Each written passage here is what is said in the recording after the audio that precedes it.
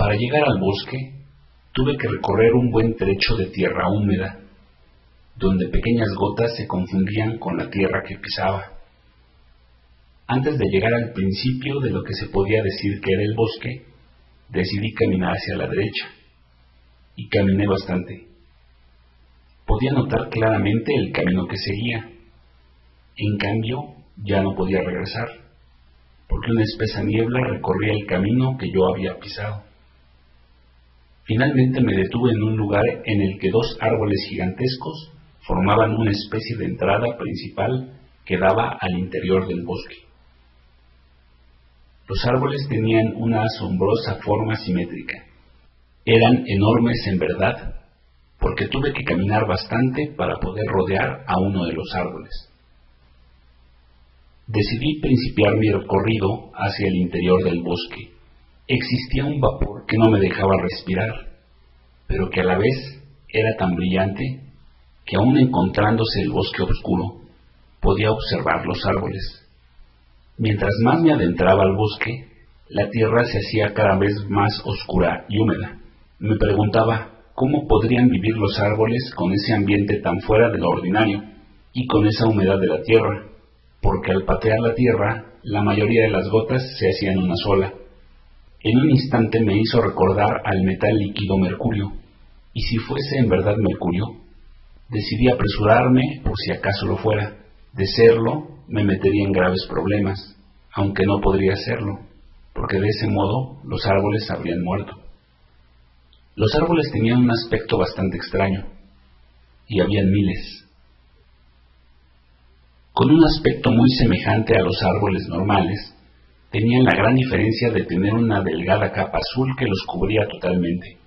La corteza, semejante a una membrana, tenía varias tonalidades, que variaban de un tono grisáceo hasta un color azul claro. Se veían imponentes con su grueso tronco y sus hojas grandes, que desprendían pequeñas gotas y vapor metálico. No podía apartarme de este bosque.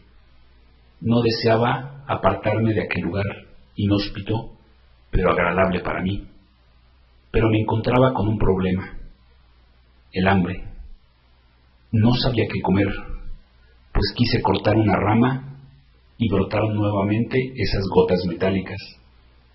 Quise cortar una hoja y brotaba aquel líquido que ya no me agradaba, y no encontraba nada que se viera comestible. Caminé un poco más al frente tratando de encontrar algún alimento, o por lo menos tratar de olvidarme de aquel hambre que me tenía tan agobiado. Busqué entre algunos arbustos que se encontraban esparcidos en todo el bosque.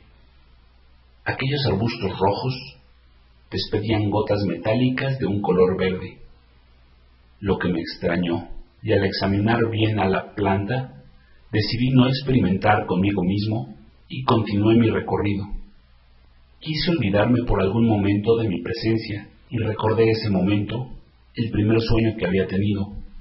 Recordaba perfectamente que en mi sueño probaba de esa planta y después de algún tiempo me deslumbraba. En ese momento, volviendo en sí, recorrí el camino por el cual yo pensaba que era el correcto.